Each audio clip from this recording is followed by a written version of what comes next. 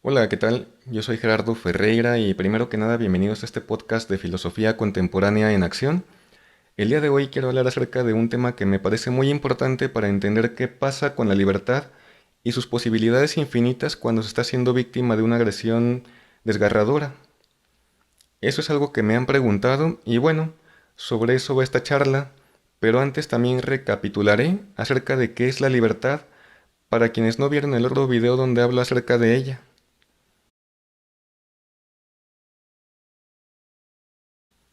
La libertad no es un objeto de posesión ni el derecho de obrar sin restricciones. Obrar sin restricciones es la fantasía de quien no quiere la libertad, sino el libre albedrío que prometía la vida eterna.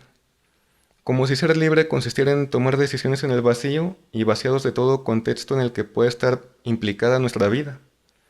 Decía Bergson, palabras más, palabras menos, que quien busca la libertad es porque ya está instalado en ella, que no la buscaríamos si no la conociéramos, y no sabríamos nada de ella si no fuéramos libres. Quien cree que todo por todos lados nos determina es quien vive del pasado y para el pasado, y por eso se niega a reconocer el horizonte infinito de posibilidades que se despliega en cada situación que le hace replantear la orientación de su vida y sus decisiones. Ser libre no consiste en orientarnos por nuestra mera voluntad, ni en hacer existir para nosotros las cosas que deseamos, sino en decidir sobre las cosas que no dominamos y nos dominan completamente. Porque la libertad no es algo meramente ideal ni un fenómeno mental y ajeno a cualquier circunstancia, sino lo que nace entre nuestras circunstancias y nuestro pensamiento. Por esa razón, la libertad no niega lo que nos ha constituido, sino es lo que en nosotros duda, problematiza y desborda las posibilidades de lo que en la inmediatez nos parece un límite. De manera que la libertad no anula ni niega nuestro pasado, sino que lo convierte en un horizonte de posibilidades, de donde nuestro pensamiento también brota y nos hace replantearnos siempre que pensamos.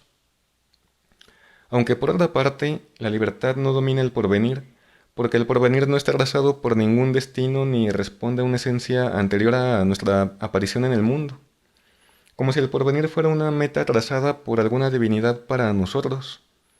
Ser libres no consiste siquiera en predecir, sino en intuir, porque nuestra libertad no parte de una certeza absoluta, sino de una situación problemática.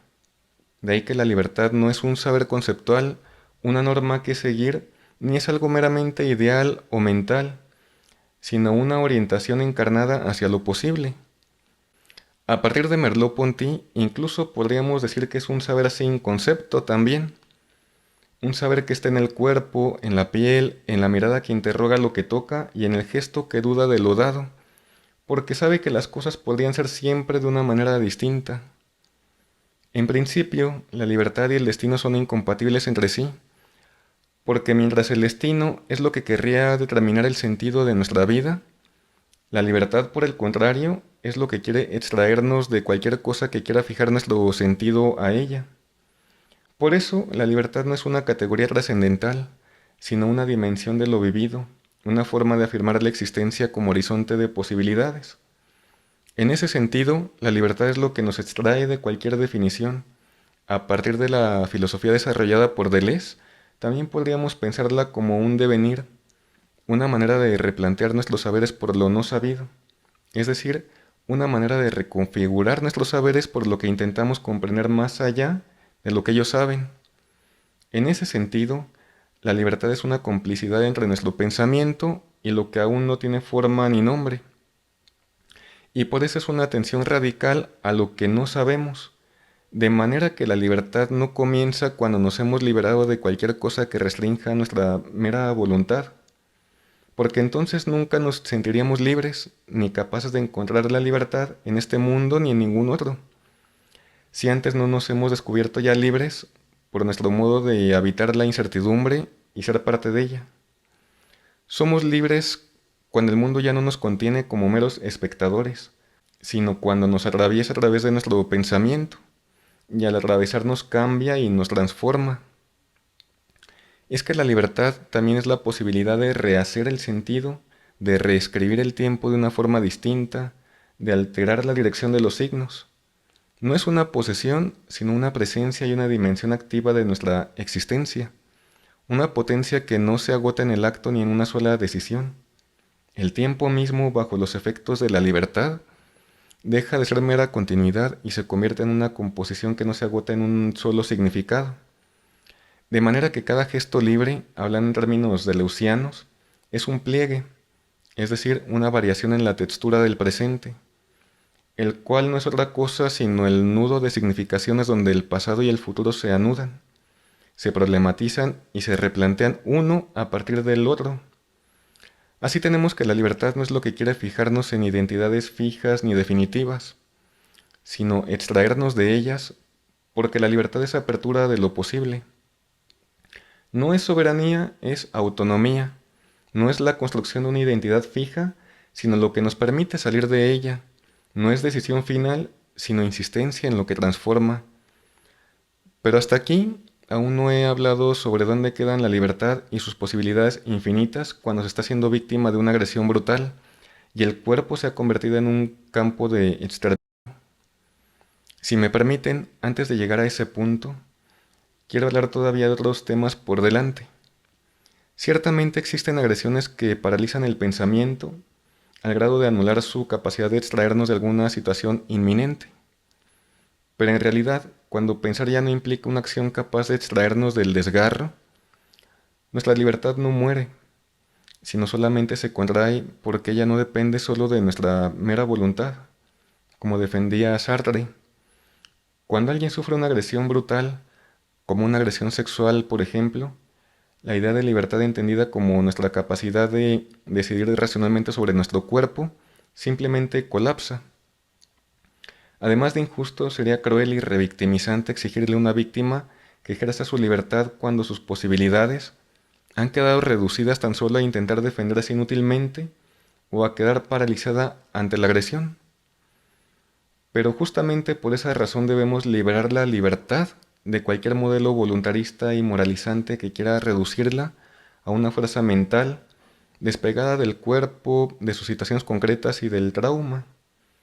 Y por otra parte, quien defiende la idea de que solo existe lo material y que solo en lo material se funda nuestra existencia entera, no solo nos asume meramente determinados por todo y por todos lados, sino que en algún momento el materialismo cientificista, incapaz de desentrañar a través del método científico qué es el valor y negando nuestra capacidad para reconocerlo más allá de la observación científica, paradójicamente abre un hueco teórico muy importante que nos podría hacer creer que nuestro valor se funda finalmente en quienes nos juzgan y nos miden por su mirada, según quienes defienden la idea de que somos lo que los demás creen ver en nosotros,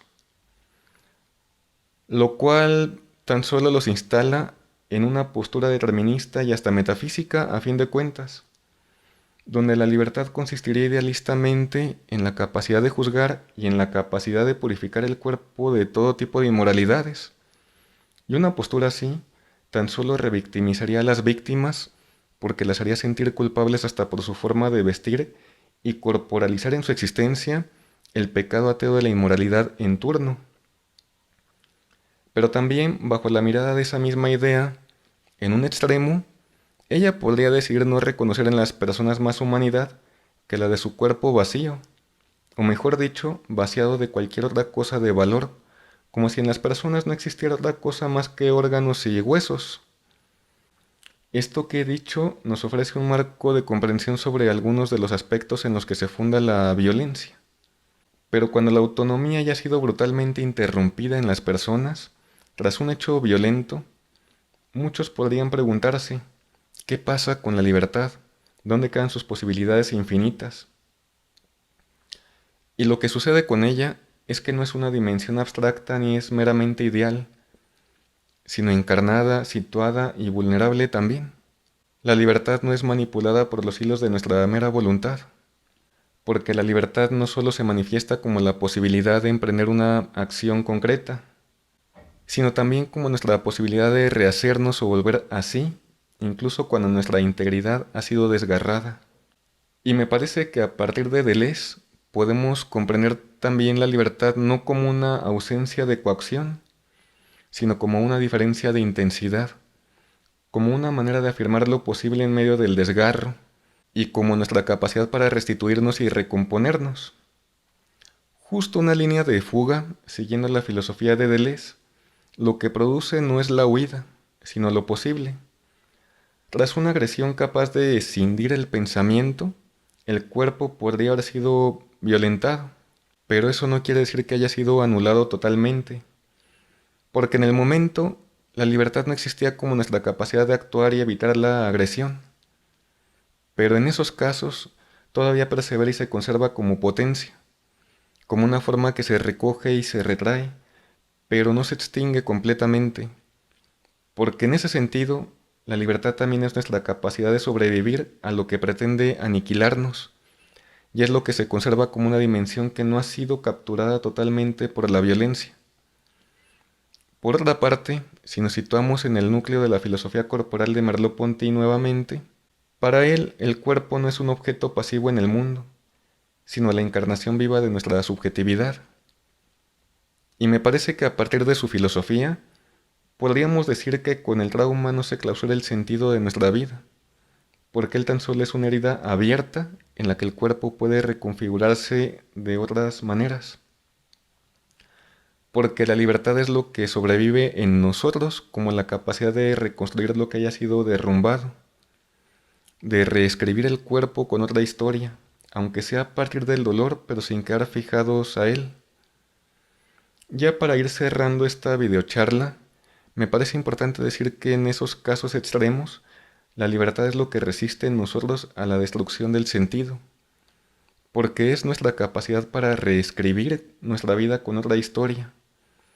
Puede ser que la libertad no sea visible y mucho menos en el momento de una coacción capaz de silenciar nuestro pensamiento, pero subsiste silenciosa como nuestra posibilidad futura de volver a pensar y restituir el flujo de nuestras posibilidades, aunque sea lentamente y aunque nunca vuelvan a ser como antes. Que el pensamiento pueda volver a reactivarse incluso después de mucho tiempo, es en sí un gesto de libertad, e inversamente lo único que la libertad necesita para restituirse es que pensar aún sea posible.